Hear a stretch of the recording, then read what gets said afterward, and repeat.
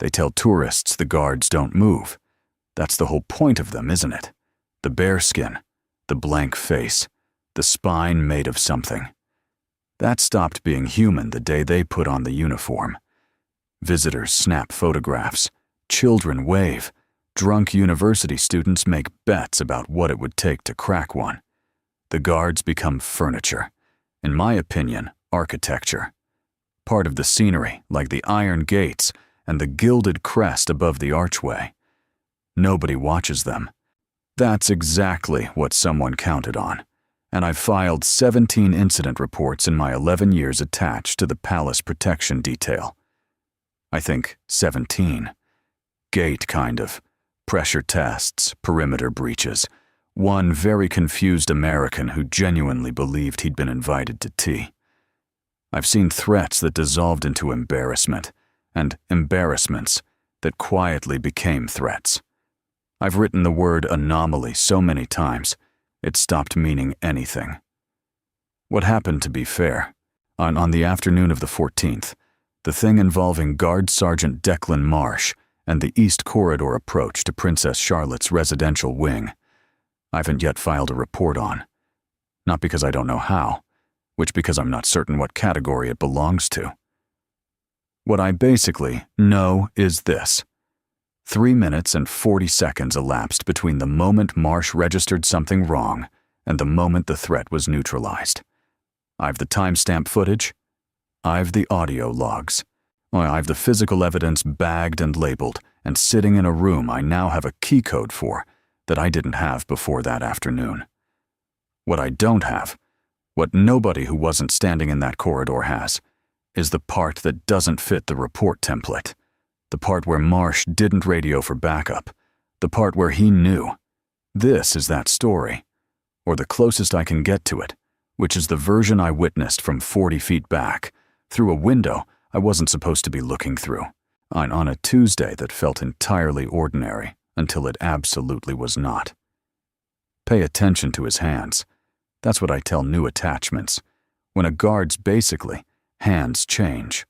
When the fingers shift from ceremonial still to something else. Something that has a different kind of intelligence in it.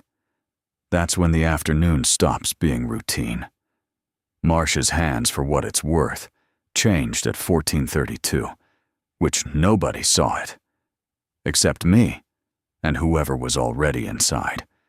The East Corridor smells like beeswax and old stone and something floral that the housekeeping staff spray from a bottle with a French name nobody on the protection detail can pronounce.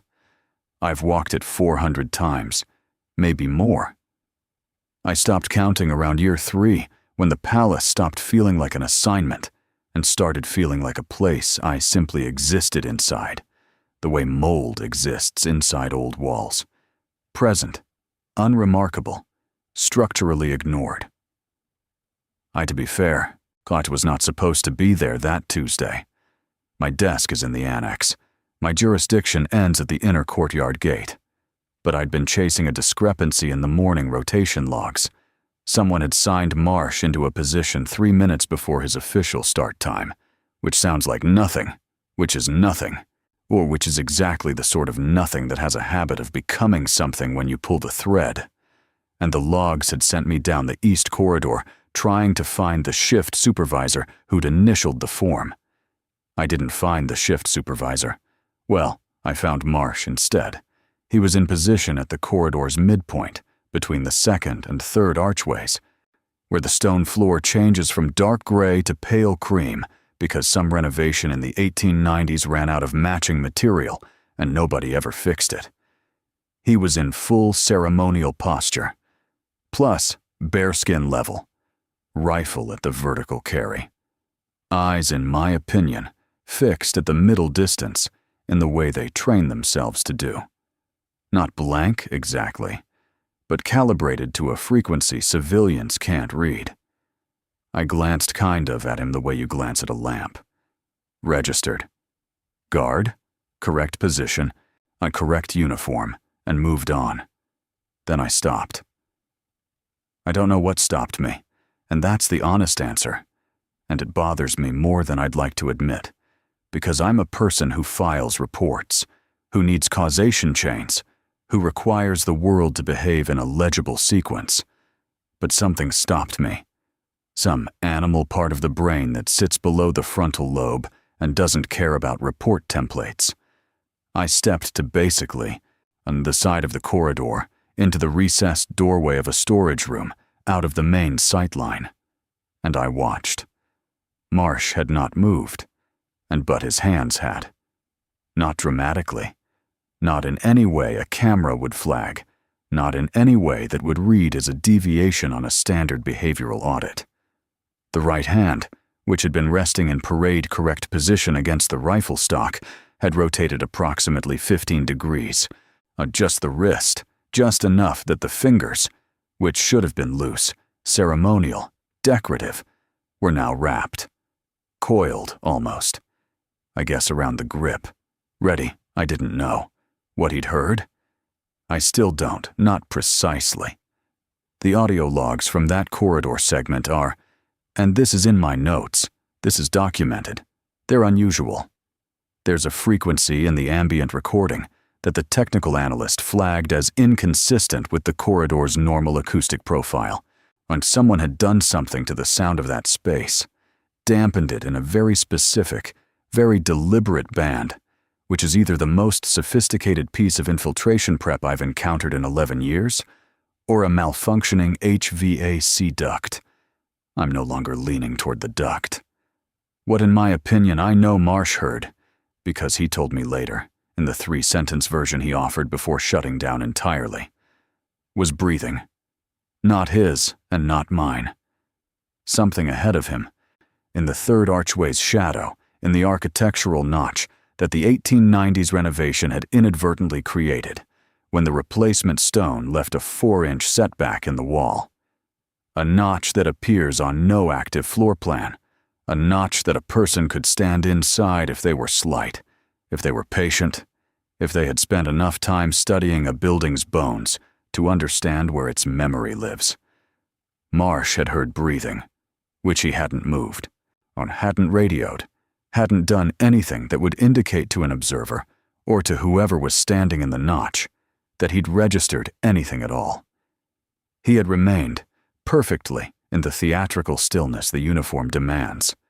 The bearskin hadn't shifted, and his expression had the soft, focused vacancy that the ceremonial posture requires. That strange performance of non-presence that the public mistakes for emptiness. Inside that performance, he was doing something else entirely. He was counting. I figured that out later, from the footage. If you map his micro-expressions across the 3 minutes and 20 seconds before he moved, the almost imperceptible tension cycles in. His jaw, the tiny sequential pressure he applied to the rifle grip, finger by finger, one beat apart. It's a count. A rhythm.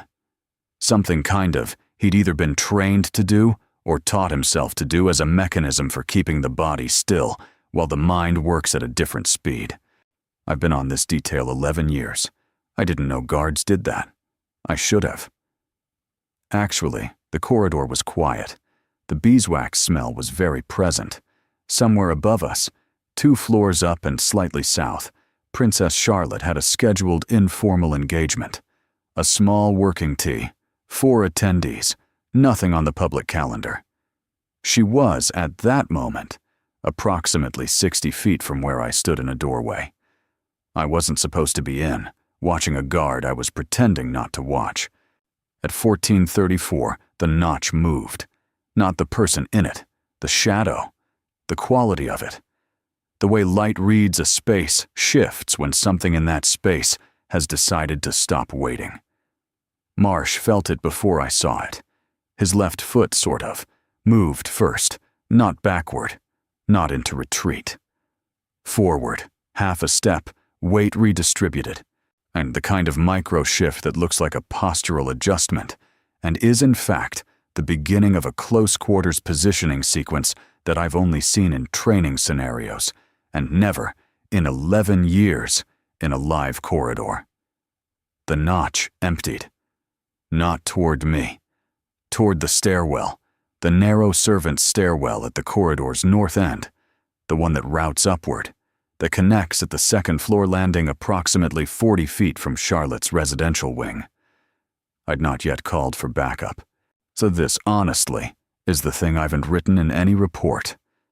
This is the stone in my shoe, the number I can't carry cleanly. I stood in a doorway, and I watched, and I didn't reach for my radio. And the reason, the true reason, underneath the several more comfortable reasons I've constructed since, is that I believed Marsh had it. I believed it the way you believe in gravity, not with admiration, not with the warm sentiment, plus with the simple, pre-verbal recognition of something that functions exactly as it is supposed to function. He moved into the stairwell. I followed. The sound of my own footsteps on the stone seemed obscenely loud, like I was the disruption, like I was the thing that didn't belong in the building's rhythm that afternoon. Marsh didn't look back. Plus, he knew I was there. I'm certain of that now. And he made the calculation that I wasn't a variable he needed to manage. That should have insulted me. Mostly it just made me move faster. And the stairwell was 12 steps. Narrow. Cold in the specific way that old stone is cold. Not the cold of temperature, but the cold of permanence, of material that has outlasted every person who has ever touched it. I sort of took the steps 2 at a time. At the top, the landing opened into a service passage I'd only been in once, during a fire safety audit, when it had been bright and administrative, and utterly without menace. It was not bright now, and one of the passage lights was out. Marsh had stopped. 4 meters, I think, ahead of him. In the ruined light was a figure. Male, I assessed, which medium build. Wearing something that read, in the dimness, like service staff uniform, but cut wrong, worn wrong, carrying itself wrong in the specific way that clothing carries the intentions of the person inside it. The figure had not expected Marsh to be here. The figure had expected a corridor, a window, and 60 feet, and a stairwell between himself and a princess who didn't know he existed. What he got was Sergeant Declan Marsh. Nobody moved for what felt like a held breath, and was probably 1.4 seconds. Then Marsh said, "And I've this on the audio log. I've listened to it 11 times, he said very quietly, in the particular register that carries in a stone passage without traveling beyond it. You're going to want to put that down." Not a shout, not a command in the voice of authority register they train for public crowd scenarios. Something smaller, something that understood exactly what the moment required and was not going to waste a syllable of it. To be fair, figure's right hand, which had been moving toward something at his waistband, stopped. I've a protocol binder. Everyone, honestly, on the detail has one. It is updated quarterly. It is 214 pages, including appendices, and it covers, in procedural language that strips all human uncertainty from the situation, what to do when a threat is identified, when a threat is confirmed, when a threat is contained, and when a threat requires escalation to the standing armed response unit. There is no section for what to do when you are watching a sergeant contain a threat with his voice alone, and you are holding your radio, and you are not pressing any buttons. Page 47 says to press the buttons. I didn't press the buttons. What I told myself, in the service passage, in the ruined light, in the 1.4 seconds between Marsh's words. The figure's stillness was that pressing the buttons would introduce sound into a space that Marsh was managing through quiet. What I told myself was tactical, was reasonable, was the kind of logic that fits inside a report. What was true, what I haven't written anywhere, is that I was afraid of disrupting something I didn't understand. The figure had gone still. Not the still of surrender.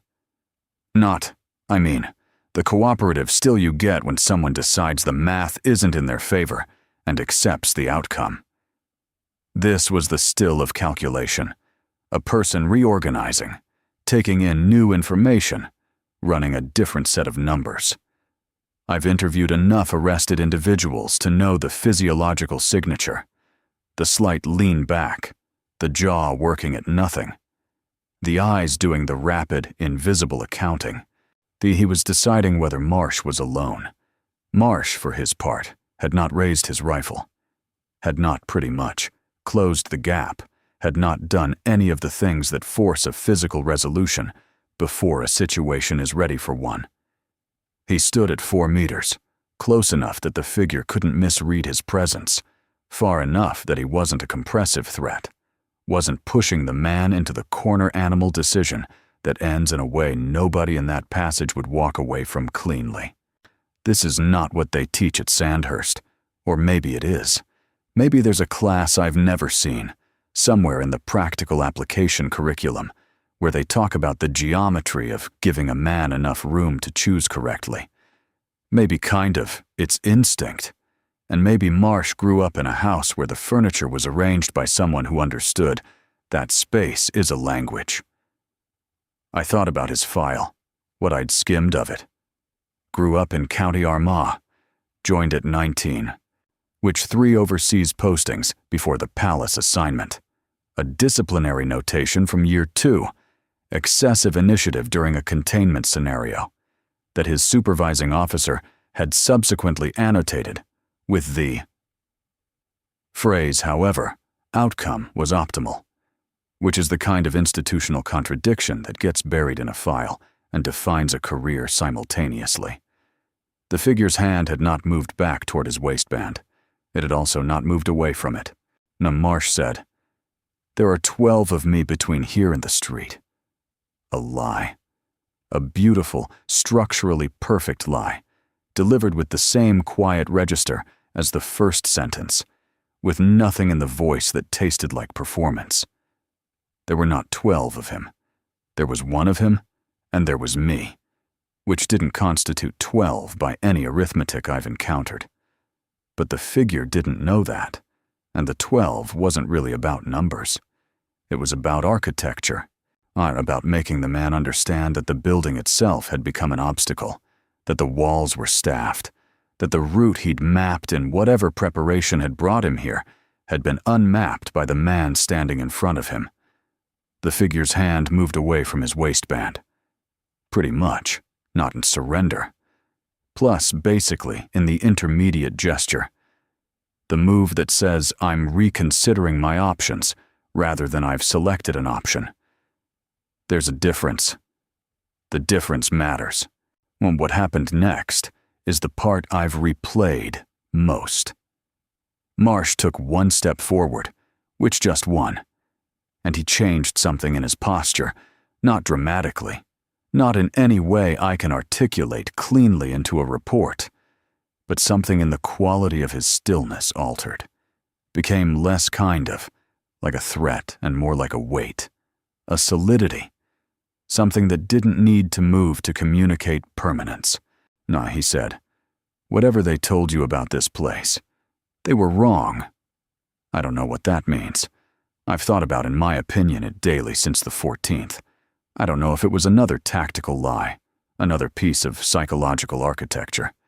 I don't know if Marsh knew something about the figure's handlers, something that had come to him through channels I don't have access to, or if he was bluffing again, this time with a broader card. I don't know if it was even strategy. It might have been true. The figure looked at Marsh for 4 seconds. I counted. Then honestly, he looked at his own hand, the one that had been moving toward the waistband, and he looked at it the way you look at something that has slightly betrayed you, that has moved without full authorization from whatever part of you still believes it's in charge. He put both hands up. Not high. Not the cinematic gesture, which just to shoulder height, palms out. The tired version. Or the version that says, I'm done running the numbers. Marsh was on him in the time it took me to exhale, the rifle slung in the same motion the right hand locked the figure's wrist, not violently, not with the specific brutality that adrenaline invites, with the clean efficiency of a man who was trained for close quarters until the training stopped being something he did and became something he simply was. The figure was against the wall, controlled, in under 2 seconds. Only then did I press the buttons. Plus, the response team took 6 minutes. 6 minutes from my radio call to Boots in the passage, which is within acceptable parameters, which is logged correctly, which reflects well on the unit's response time. 6 minutes is also an extraordinarily long time to stand in a corridor holding a radio you already pressed and watching a sergeant you don't fully understand hold a man against a wall without raising his voice. So I watched Marsh's face during those 6 minutes, the detail I keep returning to. He looked tired.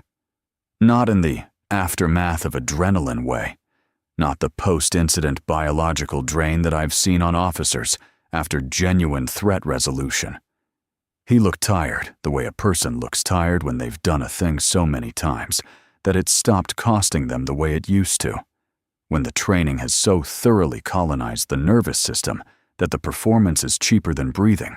Now, and the only thing that remains expensive is the wait. The waiting before, the counting. When the response team arrived, Marsh straightened, handed off the figure without briefing, pointed, stepped back, let the team absorb the situation. He picked up his rifle from where he'd slung it, checked the position of the bearskin. The bearskin had not moved. In the aftermath processing, the logging, the bagging, the preliminary questioning, one of the response team leads asked me for my account of the timeline. When I got to the part about the radio delay, there was a pause. The kind of pause that's not quite accusatory, but is keeping that option warm. You had a visual on the threat for approximately 4 minutes before you called it in. 3 minutes, 40 seconds. Another pause. And the reason for the delay?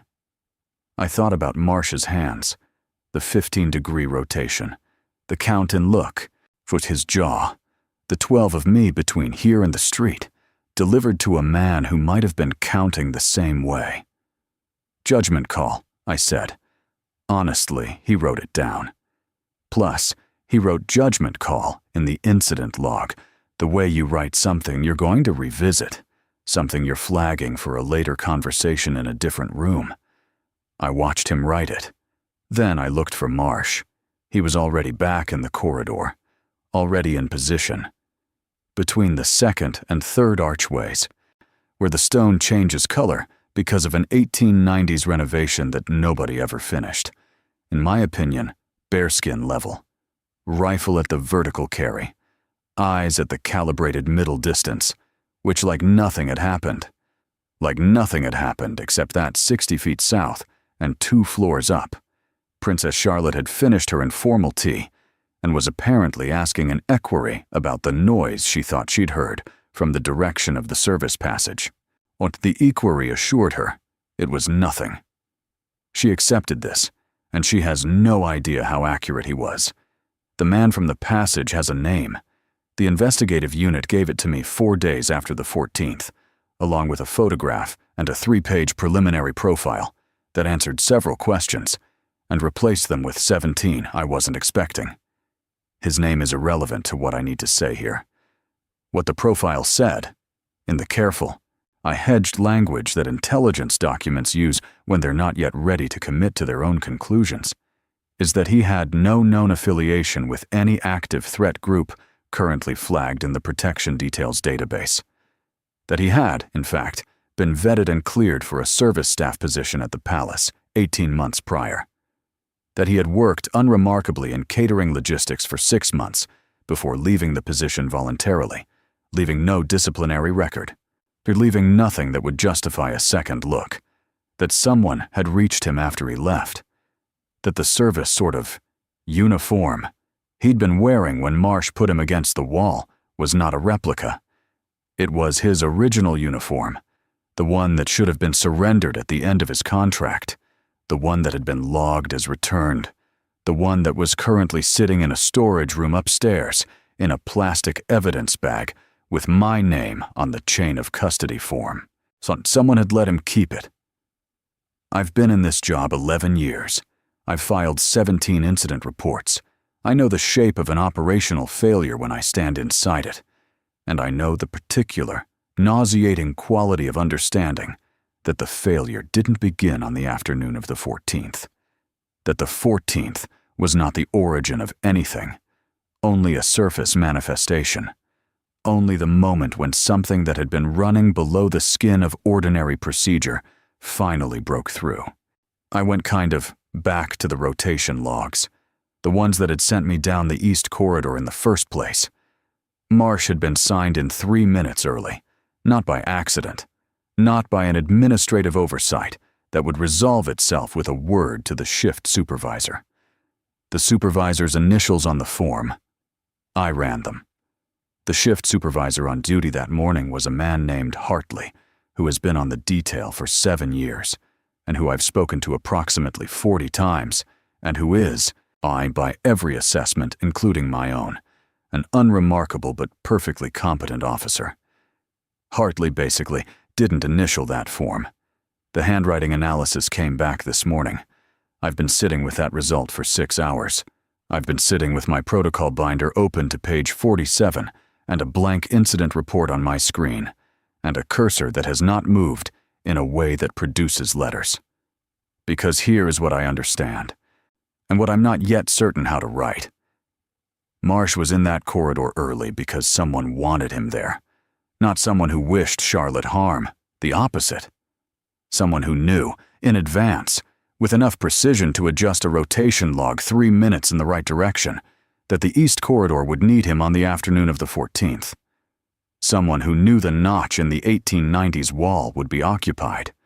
Someone who either knew the figure's plan or knew the figure himself, and who made the quiet, undocumented decision to place Marsh in his path. I guess Marsh doesn't know this, or he does, and he's better at the blank face than I've given him credit for. Which is saying something, because I've been watching his face for 3 days now, and I've found nothing in it that reads as knowledge he's concealing. I went to see him yesterday, in the east corridor, between the second and third archways. Chose the location deliberately, plus wanted to watch him in the space. He saw me, to be fair, coming, and the expression he offered was the mild, professional acknowledgement that guards offer to administrative staff. Not unfriendly, not warm, the calibrated middle register. I said, "I've been going over the incident. Logs from the 14th. "Sir," he said, which is not a response. It is a posture dressed in a syllable. "You were in position 3 minutes ahead of rotation. Noted the error. I'll speak to Hartley." He said Hartley's name without a pause, and without the infinitesimal hesitation that appears when a person says a name they've recently been thinking about, in a loaded context. Either he's genuinely unaware of where his early sign-in originated, in which case he was placed in that corridor by someone else's hand without his knowledge, or he has practiced the version of that sentence in which Hartley's name arrives without weight, and he has practiced it very, very well. I looked at his hands. They were in parade-correct position, full loose, ceremonial, telling me nothing. "You did well," I said. Because it was true, and because I wanted to give him something that wasn't interrogation, that wasn't institutional. Because I've been inside this building long enough to know that the words "you did well" are not efficiently distributed among the people who most require them. Something moved in his face. Not much, less than what happened in the passage, less than the jaw count, less than the 15-degree rotation. A micro-expression, so for what it's worth, small it would not survive a transcription. But I've been watching faces for 11 years. He said, "Princess Charlotte had a good afternoon." I stood with that for a moment, turned it over. ran it against everything I know about how people communicate the things they can't put in a sentence directly, the things that live in the gap between what's said and what's meant. The language that exists in particular because official language can't reach it. And he was telling me that was enough, not for me and for him. I walked back through the east corridor, past the beeswax smell, past the floral spray with the French name, and past the place where the stone changes color. And I sat down at my desk in the annex, and I opened the incident report template, and I looked at the field marked Summary of Events, and I thought about what goes in it and what doesn't, and what the difference between those two categories actually means when someone has been authorized to keep a service uniform they were supposed to return. I think I've pressed submit. Plus, the investigation unit's been given the profile. The figure is in custody, and Charlotte is safe, uninformed, continuing a schedule that doesn't include the information that she was 40 seconds and a service stairwell from something that would have changed everything. What I can't file is the question underneath all of it, the one that the rotation logs opened and the handwriting analysis made larger, and Marcia's face in the corridor refused to answer. Who knew? Who knew the 14th was coming, and how long in advance? So, and what other afternoons have happened this way? Adjustments so small, they look like errors. Guards positioned 3 minutes early in corridors with architectural notches nobody thinks about. And whether Marsh is exceptional in this arrangement, or whether he's one of several, whether there's a system running inside the system that I've spent 11 years inside without knowing, whether the 17 incident reports I've filed represent the visible surface of something I've never been given clearance to see the bottom of. I closed the sort of report template, opened a new document, started writing this instead, and outside the annex window, the east corridor is quiet. The bearskin is level. The rifle is at vertical carry.